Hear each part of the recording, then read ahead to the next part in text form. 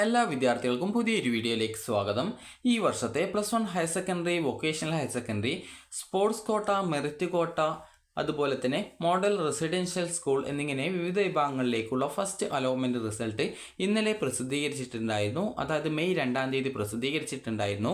അപ്പോൾ വിദ്യാർത്ഥികൾക്ക് അലോട്ട്മെൻറ്റ് ലഭിച്ച വിദ്യാർത്ഥികൾക്ക് അഡ്മിഷൻ ഇന്ന് മുതൽ, അതായത് ജൂൺ 3-ാം തീയതി രാവിലെ 10 മണി മുതൽ ജൂൺ 5-ാം തീയതി വൈകുന്നേരം 5 മണി വരെ വിദ്യാർത്ഥികൾക്ക് അലോട്ട്മെൻറ്റ് ലഭിച്ച സ്കൂളുകളിൽ അഡ്മിഷൻ നേടാവുന്നതാണ്. ഒന്നിലധികം സ്കൂളുകളിൽ അലോട്ട്മെൻറ്റ് ലഭിച്ച വിദ്യാർത്ഥികൾ നിങ്ങളുടെ ഇഷ്ടത്തിനനുസരിച്ച് നിങ്ങൾ അഡ്മിഷൻ നേടുക. ഹയർ സെക്കൻഡറി വിഭാഗത്തിൽ അലോട്ട്മെൻറ്റ് ലഭിച്ച വിദ്യാർത്ഥികൾ ഹയർ സെക്കൻഡറി കിട്ടിയിട്ടുള്ള ആ ഒരു കോഴ്സിൽ അഡ്മിഷൻ നേടിയിട്ടില്ലെങ്കിൽ, അത് ടെമ്പററി ആയിട്ടോ പെർമനൻ്റ് ആയിട്ടോ അഡ്മിഷൻ നേടിയിട്ടില്ലെങ്കിൽ ആ ഒരു ജില്ലയിലെ ഹയർ സെക്കൻഡറി അലോട്ട്മെൻറ്റ് പ്രോസസ്സിൽ നിന്ന് പുറത്താക്കുന്നതായിരിക്കും. ആ ഒരു കാര്യം വിദ്യാർത്ഥികൾ ശ്രദ്ധിക്കേണ്ടതാണ്. അതുപോലെ തന്നെ ഇനി വിദ്യാർത്ഥികൾക്ക് ടെമ്പററി അഡ്മിഷൻ നേടുന്ന വിദ്യാർത്ഥികൾക്കും അതുപോലെ തന്നെ പെർമനൻറ്റ് അഡ്മിഷൻ നേടുന്ന വിദ്യാർത്ഥികൾക്കും എന്തൊക്കെ ഡോക്യുമെൻറ്റ്സ് ആണ് വേണ്ടത് എന്നുള്ള കാര്യം നമുക്ക് നോക്കാം. ഈ ഒരു ടെമ്പററി അഡ്മിഷനും പെർമനൻറ്റ് അഡ്മിഷനും നേടുന്ന തമ്മിലുള്ള ആ ഒരു അഡ്മിഷൻ സമയത്ത് കൊടുക്കേണ്ട ഡോക്യുമെൻറ്റ്സ് തമ്മിലുള്ള വ്യത്യാസം എന്ന് പറയുന്നത്, ടെമ്പററി അഡ്മിഷന് പ്രത്യേകിച്ച് ഫീസൊന്നും കൊടുക്കേണ്ടതില്ല. പെർമനൻറ്റ് അഡ്മിഷൻ ആണെങ്കിൽ മാത്രമാണ് നിങ്ങൾ ഫീസ് കൊടുക്കേണ്ടതായിട്ടുള്ളൂ. ഇത്ര മാത്രമാണ് ഇത് തമ്മിലുള്ള വ്യത്യാസം. അപ്പോൾ നിങ്ങൾക്ക് അഡ്മിഷൻ സമയത്ത് എന്തൊക്കെ ഡോക്യുമെൻറ്റ്സ് ആണ് വേണ്ടത് എന്നുള്ള കാര്യം നമുക്ക് നോക്കാം. അപ്പോൾ ആദ്യം തന്നെ വിദ്യാർത്ഥികൾക്ക് വേണ്ടത് ഈ ഒരു അലോട്ട്മെൻറ്റ് ലെറ്റർ ആണ്. അതായത് അലോട്ട്മെൻറ്റ് ലെറ്റർ അല്ലെങ്കിൽ ഈ ഒരു അലോട്ട്മെൻറ്റ് മെമോ അല്ലെങ്കിൽ അലോട്ട്മെൻറ്റ് സ്ലിപ്പ് അല്ലെങ്കിൽ അഡ്മിഷൻ സ്ലിപ്പ് എന്നൊക്കെ ഇതിന് പറയും. അപ്പോൾ നിങ്ങൾക്ക് ആദ്യം വേണ്ടത് ആ ഒരു അലോട്ട്മെൻറ്റ് ലെറ്റർ ആണ്. അത് നിങ്ങൾ വീട്ടിൽ നിന്ന് ഫില്ല് ചെയ്താലും അല്ലെങ്കിൽ സ്കൂളിൽ നിന്ന് ഫില്ല് ചെയ്താലും എങ്ങനെ ഫില്ല് ചെയ്താലും പ്രശ്നമൊന്നുമില്ല. അതുപോലെ തന്നെ ഈ ഒരു അലോട്ട്മെൻറ്റ് ലെറ്റർ അല്ലെങ്കിൽ അലോട്ട്മെൻറ്റ് സ്ലിപ്പ് നിങ്ങൾക്ക് കിട്ടുന്നത് എവിടെ നിന്നാണ് ചോദിച്ചു കഴിഞ്ഞാൽ, നിങ്ങൾ റിസൾട്ട് നോക്കിയ സമയത്ത് അത് നിങ്ങൾക്ക് congratulation you have got allotment എന്ന് പറഞ്ഞുകൊണ്ട് കണ്ടിട്ടുണ്ടാവും. അത് നിങ്ങൾ അക്ഷയ വഴിയോ ഇൻ്റർനെറ്റ് കഫേകൾ വഴിയോ ഒക്കെയാണ് പരിശോധിച്ചതെങ്കിൽ നിങ്ങൾക്ക് അലോട്ട്മെൻറ്റ് സ്ലിപ്പ് അല്ലെങ്കിൽ അഡ്മിഷൻ സ്ലിപ്പ് അല്ലെങ്കിൽ അലോട്ട്മെൻറ്റ് ലെറ്റർ, നിങ്ങൾ എന്താണ് വിളിക്കുന്നത്, അപ്പോൾ ആ ഒരു കാര്യം നിങ്ങൾക്ക് പ്രിൻ്റ് എടുത്ത് തന്നിട്ടുണ്ടാവും. അതല്ല നിങ്ങൾ സ്വന്തമായിട്ടാണ് പരിശോധിച്ചതെങ്കിൽ നിങ്ങൾക്ക് ആ ഒരു ലോഗിൻ ചെയ്ത പേജിൽ ഫസ്റ്റ് അലോട്ട്മെൻറ്റ് റിസൾട്ട് എന്ന് പറഞ്ഞുകൊണ്ട് ഒരു ലിങ്ക് കണ്ടിട്ടുണ്ടാവും. അപ്പോൾ നിങ്ങൾ അതിൽ ക്ലിക്ക് ചെയ്ത് കഴിഞ്ഞാൽ നിങ്ങൾക്ക് കാണാൻ പറ്റുന്നതാണ് വ്യൂ അലോട്ട്മെൻറ്റ് ലെറ്റർ എന്ന് പറഞ്ഞുകൊണ്ട് കാണാൻ പറ്റും, അല്ലെങ്കിൽ അലോട്ട്മെൻറ്റ് സ്ലിപ്പ് എന്ന് പറഞ്ഞുകൊണ്ട് കാണാൻ പറ്റും. അപ്പോൾ നിങ്ങൾ ആ ഒരു ലിങ്കിൽ ക്ലിക്ക് ചെയ്ത് നിങ്ങളുടെ അലോട്ട്മെൻറ്റ് ലെറ്റർ ഡൗൺലോഡ് ചെയ്തെടുക്കുക, അത് പ്രിൻ്റ് എടുക്കുക. നിങ്ങൾക്ക് ഈ ഒരു രീതിയിൽ നിങ്ങളുടെ അലോട്ട്മെൻറ്റ് ലെറ്റർ പ്രിൻ്റ് എടുക്കാവുന്നതാണ്. അല്ലെങ്കിൽ അലോട്ട്മെൻറ്റ് സ്ലിപ്പ് എന്താണോ വിളിക്കുന്നത് ആ ഒരു കാര്യം നിങ്ങൾക്ക് ഡൗൺലോഡ് ചെയ്ത് പ്രിൻ്റ് എടുക്കാവുന്നതാണ്. ഇനി വിദ്യാർത്ഥികൾക്ക് അഡ്മിഷൻ സമയത്ത് അടുത്തതായിട്ട് വേണ്ടത്, അതായത് ഒന്നാമത്തേത് നിങ്ങൾക്കറിയാം അലോട്ട്മെൻറ്റ് സ്ലിപ്പ് ആണ് വേണ്ടത്. അതുപോലെ തന്നെ രണ്ടാമത്തേത് നിങ്ങളുടെ SSLC സർട്ടിഫിക്കറ്റ് ആണ്, അല്ലെങ്കിൽ 10ാം ക്ലാസ് സർട്ടിഫിക്കറ്റ് ആണ്. അപ്പോൾ CBSE വിദ്യാർത്ഥികളാണെങ്കിൽ 10ാം ക്ലാസ് സർട്ടിഫിക്കറ്റ് എന്നാണ് ഉണ്ടാവുക. അപ്പോൾ ആ ഒരു സർട്ടിഫിക്കറ്റ് നിങ്ങൾക്ക് നിലവിൽ കിട്ടാനുള്ള സാധ്യത കുറവാണ്. കാരണം നിലവിൽ സ്കൂളിൽ നിന്ന് അത് വിതരണം ആരംഭിച്ചിട്ടില്ല. അപ്പോൾ അതുകൊണ്ട് തന്നെ SSLC സർട്ടിഫിക്കറ്റ് കിട്ടാത്ത വിദ്യാർത്ഥികൾ ചെയ്യേണ്ട കാര്യം എന്ന് പറയുന്നത്, നിങ്ങൾ SSLC റിസൾട്ടിൻ്റെ പ്രിൻ്റ് ഔട്ട് ഉണ്ടാകും. SSLC റിസൾട്ട് നോക്കിയ സമയത്ത് നിങ്ങൾക്ക് ഒരു പ്രിൻ്റ് ഔട്ട് കിട്ടിയിട്ടുണ്ടാകും. അപ്പോൾ ആ ഒരു പ്രിൻ്റ് ഔട്ട് എടുത്തിട്ടില്ലെങ്കിൽ ഒരു പ്രിൻ്റ് ഔട്ട് എടുക്കുക, അതിനുശേഷം സ്കൂളിൽ അത് കൊണ്ടുപോയാൽ മതി. SSLC സർട്ടിഫിക്കറ്റ് കിട്ടിക്കഴിഞ്ഞാൽ അതിൻ്റെ ഒറിജിനൽ സ്കൂളിൽ കൊടുത്താൽ മതി. അതുപോലെ തന്നെ അടുത്തത് വേണ്ടത് TC ആണ്. TC ഒറിജിനൽ നിർബന്ധമാണ്. അതുപോലെ തന്നെ സ്വഭാവ സർട്ടിഫിക്കറ്റ്, അത് കോൺടാക്റ്റ് സർട്ടിഫിക്കറ്റ് എന്ന് പറയും. സ്വഭാവ സർട്ടിഫിക്കറ്റ് അത് നിങ്ങൾക്ക് സ്കൂളിൽ നിന്ന് കിട്ടുന്നതാണ്, അത് നിർബന്ധമായിട്ടും ഈ ഒരു TCയും സ്വഭാവ സർട്ടിഫിക്കറ്റും അഡ്മിഷൻ സമയത്ത് നിർബന്ധമാണ്. അതുപോലെ തന്നെ അടുത്തതായിട്ട് വേണ്ടത് നിങ്ങൾക്ക് പോലെ ബോണസ് പോയിൻ്റ് സർട്ടിഫിക്കറ്റ് ഉണ്ടെങ്കിൽ, നിങ്ങൾ അപേക്ഷയിൽ എന്തെങ്കിലും ബോണസ് പോയിൻറ്റിൻ്റെ സർട്ടിഫിക്കറ്റ് ഡീറ്റെയിൽസ് കൊടുത്തിട്ടുണ്ടെങ്കിൽ ആ ഒരു ബോണസ് പോയിൻ്റ് സർട്ടിഫിക്കറ്റ് അഡ്മിഷൻ സമയത്ത് കൊണ്ടുപോകേണ്ടതാണ്, അത് നിർബന്ധമാണ്. അതുപോലെ തന്നെ അടുത്തതായിട്ടുള്ള tie break certificate. Tie break എന്ന് പറയുമ്പോൾ ക്ലബ് സർട്ടിഫിക്കറ്റുകൾ, അതുപോലെ തന്നെ LSS, USS, NMMS, അതുപോലെ തന്നെ NTSC, ഇതുപോലെ വിവിധ പരീക്ഷകൾ, അതുപോലെ തന്നെ നിങ്ങൾ വിവിധ മത്സരങ്ങളിൽ പങ്കെടുത്ത് A grade, B grade, C grade, അല്ലെങ്കിൽ ഫസ്റ്റ്, സെക്കൻഡ്, തേർഡ്, അല്ലെങ്കിൽ നിങ്ങൾ പാർട്ടിസിപ്പേറ്റ് ചെയ്തു, ഇതുപോലുള്ള ഡീറ്റെയിൽസ് ഒക്കെ നിങ്ങൾ അപേക്ഷയിൽ കൊടുത്തിട്ടുണ്ടാവും. അതാണ് ടൈ ബ്രേക്ക് എന്ന് പറയുന്നത്. അപ്പോൾ ആ ഒരു സർട്ടിഫിക്കറ്റുകൾ നിങ്ങൾ കൊണ്ടുപോകേണ്ടതാണ്. അതുപോലെ തന്നെ വിദ്യാർത്ഥികൾക്ക് അടുത്തതായിട്ട് വേണ്ടത്, നിങ്ങൾ EWS വിഭാഗത്തിൽ റിസർവേഷനായിട്ട് EWS ഉണ്ട് എന്ന് പറഞ്ഞിട്ടുള്ള വിദ്യാർത്ഥികൾ ആണെങ്കിൽ EWS സർട്ടിഫിക്കറ്റ് കൊണ്ടുപോകണം. അതുപോലെ തന്നെ വിദ്യാർത്ഥികൾ ഈ ഒരു ഫീസ് ആനുകൂല്യങ്ങൾ അല്ലെങ്കിൽ നിങ്ങൾക്ക് പോലെ സ്കോളർഷിപ്പ് ഒക്കെ കിട്ടാൻ സാധ്യതയുള്ള വിദ്യാർത്ഥികളാണെങ്കിൽ ഇൻകം സർട്ടിഫിക്കറ്റ് കൂടി കൊണ്ടുപോകേണ്ടതാണ്. അതുപോലെ തന്നെ നിങ്ങളുടെ ഒരു 2 പാസ്പോർട്ട് സൈസ് ഫോട്ടോ കൂടി എടുക്കുക. ഇത് ഫോട്ടോ നിർബന്ധമൊന്നുമല്ല, എന്നാൽ നിങ്ങൾക്ക് അഡ്മിഷൻ സമയത്ത് ചിലപ്പോൾ ആവശ്യമെങ്കിൽ നിങ്ങൾക്ക് ഉപയോഗിക്കാൻ വേണ്ടിയിട്ടാണ് 2 ഫോട്ടോ എടുക്കാനായിട്ട് പറയുന്നത്.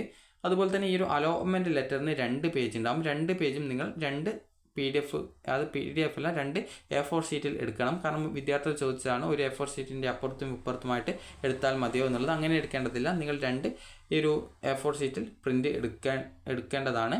അപ്പോൾ ആദ്യത്തെ പേജ് ഒരു അതായത് A4 ഷീറ്റിലും രണ്ടാമത്തെ പേജ് മറ്റൊരു A4 ഷീറ്റിലും എടുക്കുക. രണ്ടാമത്തെ പേജിൽ നിങ്ങൾക്ക് ഏതൊക്കെ സെക്കൻഡ് ലാംഗ്വേജ് ആണ് സ്കൂളിലുള്ളത്, അതുപോലെ തന്നെ അതിൽ നിങ്ങളുടെ പേഴ്സണൽ ഡീറ്റെയിൽസ് ഉണ്ടാവും. അതുപോലെ തന്നെ അലോട്ട്മെൻറ്റ് ലഭിച്ച സ്കൂൾ ഏതാണ്, കോഴ്സ് ഏതാണ്, ഏത് കാറ്റഗറിയിലാണ് അലോട്ട്മെൻറ്റ് കിട്ടിയത് എന്നിങ്ങനെയുള്ള ഡീറ്റെയിൽസൊക്കെ അതിലാണ് ഉണ്ടാവുക. ഇതിൽ നിങ്ങൾക്ക് ഈ ഫില്ല് ചെയ്യാണ്ട് കുറച്ച് ഡീറ്റെയിൽസ് മാത്രമേ ഇതിൽ ഉണ്ടാവുള്ളൂ. ഇതിൽ നിങ്ങളുടെ ബോണസ് പോയിന്റ് ഡീറ്റെയിൽസും അതുപോലെ തന്നെ ക്ലബ് സർട്ടിഫിക്കറ്റ് ഡീറ്റെയിൽസും കാര്യങ്ങളൊക്കെ കൊടുക്കാനായിട്ടുണ്ട്. ഇനി അടുത്തതായിട്ടുള്ളത് വിദ്യാർത്ഥികൾ ശ്രദ്ധിക്കേണ്ട അടുത്ത പ്രധാനപ്പെട്ട കാര്യം എന്ന് പറയുന്നത് ഈ ഒരു ഫീസാണ്. ഫീസ് എന്ന് പറയുമ്പോൾ നിങ്ങൾ ഈ ഒരു പെർമനൻറ്റ് അഡ്മിഷൻ എടുക്കുന്നുണ്ടെങ്കിൽ മാത്രമേ ഫീസ് കൊടുക്കേണ്ടതായിട്ടുള്ളൂ. ടെമ്പററി അഡ്മിഷനാണ് നേടുന്നതെങ്കിൽ നിങ്ങൾ ഫീസൊന്നും കൊടുക്കേണ്ട ആവശ്യമില്ല. അതുപോലെ ഫീസ് എന്ന് പറയുമ്പോൾ നിങ്ങൾക്ക് സയൻസ് ഗ്രൂപ്പ് ആണെങ്കിൽ ഏകദേശം ഒരു 1300 രൂപക്കുള്ളിൽ ഫീസ് വരുന്നതായിരിക്കും. മറ്റ് ഗ്രൂപ്പുകളാണ് അലോട്ട്മെൻറ്റ് കിട്ടിയതെങ്കിൽ ഫീസ് കുറവായിരിക്കും. അതുപോലെ തന്നെ വിദ്യാർത്ഥികൾ ശ്രദ്ധിക്കേണ്ട മറ്റൊരു പ്രധാനപ്പെട്ട കാര്യം എന്ന് പറയുന്നത് ടെമ്പററി അഡ്മിഷന് ഫീസൊന്നും കൊടുക്കേണ്ടതില്ല. നിങ്ങളുടെ സർട്ടിഫിക്കറ്റുകൾ മാത്രം സ്കൂളിൽ കൊടുത്താൽ മതി. അതുപോലെ തന്നെ ഈ ഒരു അലോട്ട്മെൻറ്റ് ലെറ്ററും കൂടി നിങ്ങൾ എടുക്കേണ്ടതാണ്. അത് നിങ്ങൾ സ്കൂളിൽ നിന്നോ അല്ലെങ്കിൽ വീട്ടിൽ നിന്നോ നിങ്ങൾക്ക് എവിടെ നിന്ന് ഫില്ല് ചെയ്യണോ അവിടെ നിന്ന് ഫില്ല് ചെയ്യാവുന്നതാണ്. നിങ്ങളുടെ രക്ഷിതാക്കളെയും കൂട്ടിയിട്ട് വേണം നിങ്ങൾ ഈ ഒരു അഡ്മിഷൻ നേടാനായിട്ട് പോകാനായിട്ട്. അതുപോലെ തന്നെ രക്ഷിതാക്കളെയും കൂട്ടിയിട്ട് പോയിട്ടില്ലെങ്കിൽ നിങ്ങൾക്ക് അഡ്മിഷൻ സ്കൂളിൽ നിന്ന് തരത്തില്ല. അപ്പോൾ അതുകൊണ്ട് തന്നെ നിങ്ങളുടെ രക്ഷിതാവിനെയും കൂട്ടിയിട്ട് വേണം അഡ്മിഷനായിട്ട് പോകാനായിട്ട്. അതുപോലെ തന്നെ വിദ്യാർത്ഥികൾ ശ്രദ്ധിക്കേണ്ട പ്രധാനപ്പെട്ട കാര്യം എന്ന് പറയുന്നത് നിങ്ങൾക്ക് ഈ ഒരു സ്പോർട്സ് കോട്ടയിൽ നിങ്ങൾക്ക് അപ്ലൈ ചെയ്ത് അലോട്ട്മെൻറ്റ് കിട്ടിയ വിദ്യാർത്ഥികളാണെങ്കിൽ സ്പോർട്സ് അച്ചീവ്മെൻറ്റ് രജിസ്ട്രേഷനിൽ നിങ്ങൾ എന്തൊക്കെ സർട്ടിഫിക്കറ്റ് ഡീറ്റെയിൽസ് ആണോ കൊടുത്തിട്ടുള്ളത് ആ ഒരു സ്പോർട്സ് കോട്ടയിലെ എല്ലാവിധ ഡോക്യുമെൻസും നിങ്ങൾ അഡ്മിഷൻ സമയത്ത് ഹാജരാക്കേണ്ടതാണ്. കാരണം സ്പോർട്സ് കോട്ടയിലും പല വിദ്യാർത്ഥികൾക്കും അലോട്ട്മെൻറ്റ് കിട്ടിയിട്ടുണ്ടാകും. അങ്ങനെയെങ്കിൽ സ്പോർട്സ് കോട്ടയിൽ നിങ്ങൾ അച്ചീവ്മെൻറ്റ് രജിസ്ട്രേഷൻ ചെയ്യുന്ന സമയത്ത് നിങ്ങൾക്ക് കിട്ടിയുള്ള ഒരു ആപ്ലിക്കേഷൻ്റെ പ്രിൻ്റ് ഔട്ട് ഉണ്ടാകും.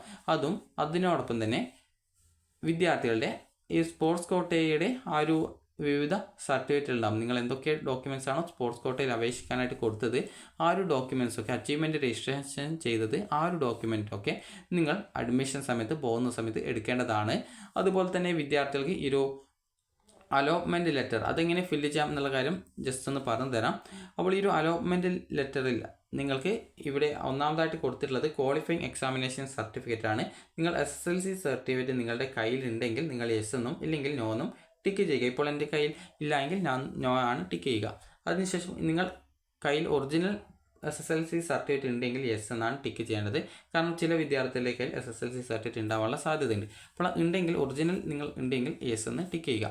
ഇനി ഇവിടെ രജിസ്റ്റർ നമ്പർ എന്നുള്ള ഭാഗത്ത് നിങ്ങൾ നിങ്ങളുടെ SSLCയുടെ രജിസ്റ്റർ നമ്പർ എഴുതുക. നിങ്ങൾ CBSE വിദ്യാർത്ഥികളാണെങ്കിൽ CBSEയുടെ ആ ഒരു രജിസ്റ്റർ നമ്പറാണ് എഴുതേണ്ടത്. ഇനി അടുത്തതായിട്ടുള്ളത് TC അതുപോലെ തന്നെ കോൺടാക്റ്റ് സർട്ടിഫിക്കറ്റ്. അത് നിങ്ങളുടെ TC അതുപോലെ തന്നെ സ്വഭാവ സർട്ടിഫിക്കറ്റ് നിങ്ങൾക്ക് ഉണ്ടെങ്കിൽ നിങ്ങളുടെ കയ്യിലുണ്ടെങ്കിൽ യെസ് എന്ന് കൊടുക്കുക. കാരണം ഈ ഒരു 2 സർട്ടിഫിക്കറ്റിലും അഡ്മിഷൻ നിർബന്ധമാണ്. ഇത് നിങ്ങൾക്ക് കിട്ടിയിട്ടില്ലെങ്കിൽ നിങ്ങൾ 10ാം ക്ലാസ് പഠിച്ച സ്കൂളിൽ പോയി കഴിഞ്ഞാൽ ഈ ഒരു TCയും സ്വഭാവ സർട്ടിഫിക്കറ്റും കിട്ടുന്നതായിരിക്കും. അടുത്തതായിട്ട് ഇവിടെയുള്ളത് TC number and date of TC. അതായത് നിങ്ങളുടെ TCയിൽ ഒരു TC നമ്പർ ഉണ്ടാവും. അതുകൂടാതെ തന്നെ നിങ്ങൾക്ക് ഏത് ദിവസമാണ് TC നൽകിയിട്ടുള്ളത് എന്നുള്ള ഡേറ്റും ഉണ്ടാവും. അത് കൃത്യമായിട്ട് ഇവിടെ എഴുതുക. അടുത്തതായിട്ടുള്ളത് ഇവിടെ കൊടുത്തിട്ടുള്ളതാണ്. ഇവിടെ 2019 അല്ല 2024 എന്നാണ് ഉണ്ടാവുക. ഇത് 2019 ആ ഒരു അഡ്മിഷൻ സ്ലിപ്പ് ആയതുകൊണ്ടാണ് ഇങ്ങനെ കാണിക്കുന്നത്. അപ്പോൾ ഇവിടെ നിങ്ങൾ undertaking in prescribed format as in annexure 11, അതായത് നിങ്ങൾ 2024 മുമ്പ് നിങ്ങൾ പാസ്സായതാണോ എന്നാണ് ചോദിക്കുന്നത്.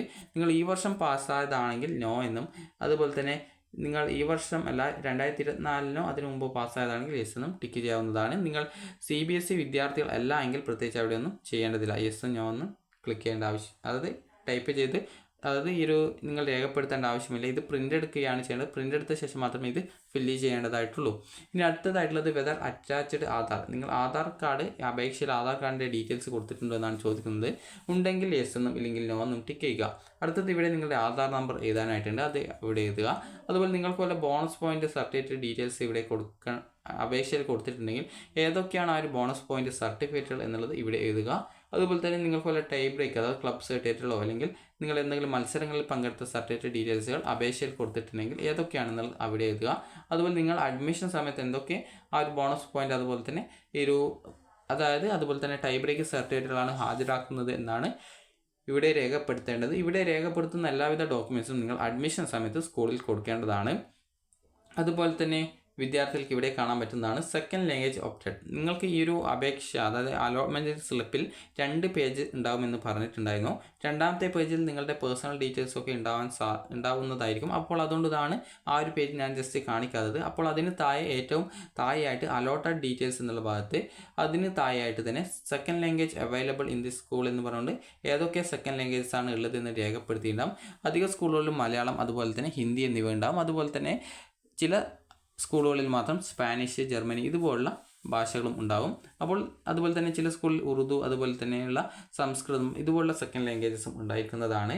അപ്പോൾ അതുകൊണ്ട് തന്നെ വിദ്യാർത്ഥികൾ നിങ്ങൾക്ക് ഏത് സെക്കൻഡ് ലാംഗ്വേജസ് ആണ് ആ ഒരു സ്കൂളിൽ ഉള്ളത് അതനുസരിച്ച് നിങ്ങൾ ഏഴാമത്തെ ഓപ്ഷൻ അവിടെ സെക്കൻഡ് ലാംഗ്വേജ് കൃത്യമായിട്ട് ഫില്ല് ചെയ്യുക. അടുത്തതായിട്ടുള്ളത് ഇവിടെ നിങ്ങളുടെ സിഗ്നേച്ചറാണ്. ഇവിടെ നിങ്ങളുടെ പാരൻറ്റിൻ്റെ സിഗ്നേച്ചർ, അതുപോലെ ഇവിടെ എത്ര രൂപയാണ് നിങ്ങൾ അടയ്ക്കേണ്ടത് എന്നുള്ള ഡീറ്റെയിൽസ് കൊടുത്തിട്ടുണ്ടാകും. അതുകൂടാതെ തന്നെ നിങ്ങൾക്ക് PTA ഫണ്ട് എത്രയാണ്, അതുപോലെ PTA ഡൊണേഷൻ എത്രയാണ് എന്നുള്ള കാര്യങ്ങളൊക്കെ ഇവിടെ കൊടുത്തിട്ടുണ്ടാകും. ഇപ്പോൾ SC/ST വിദ്യാർത്ഥികൾക്കാണെങ്കിൽ ഈ ഒരു ഫീസ് നിർബന്ധമല്ല. അപ്പോൾ അടുത്തതായിട്ടുള്ളത് നിങ്ങളുടെ ക്വാളിഫയിങ് എക്സാമിനേഷൻ രജിസ്റ്റർ നമ്പറാണ്. ഇവിടെ നിങ്ങൾക്ക് പൂരിപ്പിക്കാനുള്ളത് നിങ്ങളുടെ SSLC അല്ലെങ്കിൽ 10ാം ക്ലാസ്സിൻ്റെ രജിസ്റ്റർ നമ്പറാണ് അവിടെ എഴുതേണ്ടത്. അതുപോലെ തന്നെ ഇവിടെ കാറ്റഗറി എന്നുള്ള ഭാഗത്ത് നിങ്ങളുടെ കാസ്റ്റിൻ്റെ കാറ്റഗറി എന്താണ് അതാണ് എഴുതേണ്ടത്. അതുപോലെ month and year of pass എന്നുള്ള ഭാഗത്ത് ഇവിടെ SSLC നിങ്ങൾ ജയിച്ച മാസം വർഷമാണ് എഴുതേണ്ടത്. നിങ്ങൾ ഈ വർഷം പാസ്സായതാണെങ്കിൽ മെയ് 2025 എന്നാണ് എഴുതേണ്ടത്. അതുപോലെ തന്നെ അലോട്ടഡ് കാറ്റഗറി എന്ന് പറഞ്ഞാൽ ഇതിൻ്റെ രണ്ടാമത്തെ പേജിൽ അലോട്ടഡ് സ്കൂൾ ഡീറ്റെയിൽസ് ഉണ്ടാകുമെന്ന് പറഞ്ഞു. അപ്പോൾ അതിൽ തന്നെ അലോട്ടഡ് കാറ്റഗറി എന്ന് പറഞ്ഞു കൊടുത്തിട്ടുണ്ടാകും. ചില വിദ്യാർത്ഥികൾക്ക് ജനറൽ കാറ്റഗറി ആയിരിക്കും, ചില വിദ്യാർത്ഥികൾക്ക് നിങ്ങളുടെ സെയിം കാറ്റഗറിയിൽ തന്നെ ആയിരിക്കും അലോട്ട്മെൻറ്റ് കിട്ടിയിട്ടുണ്ടാവുക. അപ്പോൾ ചില വിദ്യാർത്ഥികൾക്ക് സ്പോർട്സ് കോട്ടയിലൊക്കെ ആയിരിക്കും അലോട്ട്മെൻറ്റ് കിട്ടിയിട്ടുണ്ടാവുക. അപ്പോൾ ഏത് കാറ്റഗറിയിലാണ് എന്നുള്ളത് കൃത്യമായിട്ട് അവിടെ ആ ഒരു ഏറ്റവും രണ്ടാമത്തെ പേജിൽ ഏറ്റവും താഴെയായിട്ടുള്ള അലോട്ടഡ് ഡീറ്റെയിൽസ് എന്നുള്ള ആ ഒരു ഭാഗത്ത് അലോട്ടഡ് കാറ്റഗറി എന്ന് പറഞ്ഞുകൊണ്ട് കൊടുത്തിട്ടുണ്ടാകും. അതെന്താണ് കൊടുത്തിട്ടുള്ളത് അതാണ് അവിടെ എഴുതേണ്ടത്. അപ്പോൾ ഇത്ര മാത്രമാണ് നിങ്ങൾ ഈ ഒരു അലോട്ട്മെൻറ്റ് സ്ലിപ്പ് അല്ലെങ്കിൽ അലോട്ട്മെൻറ്റ് ലെറ്ററിൽ ഫില്ല് ചെയ്യാനായിട്ടുള്ളത്. അപ്പോൾ വിദ്യാർത്ഥികൾ ഒന്നുകിൽ ടെമ്പററി അല്ലെങ്കിൽ പെർമനൻറ്റ് അഡ്മിഷൻ നേടാൻ ശ്രദ്ധിക്കുക. അതുപോലെ ഇന്ന് മുതൽ ജൂൺ 5-ാം തീയതി വൈകുന്നേരം വരെയാണ് അഡ്മിഷൻ ഉണ്ടായിരിക്കുക.